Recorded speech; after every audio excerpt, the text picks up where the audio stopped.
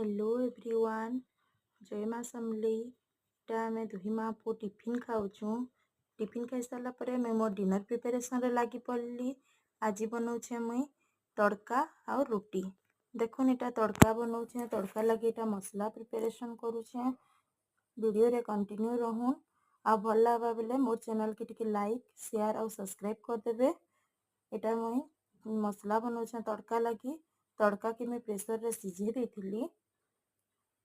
एबे इटा तड़का होन मुई रुटीटा कर दउछे। इटा देखुन मोर रुटी भी हो जाए। एबे रुटी इटा तड़कार मसला हो गला न, सिझे तड़का के मुई इटा मसला रे दे देमी। मोर तड़का रेडी हो गला। मुई इटा टेस्ट करूछे, मस्त लगुचे, बहुत टेस्टी थिला मोर तड़का। इटा रुटी बनाऊे। इटा थिला हमर आजिर डिनर। Bye bye.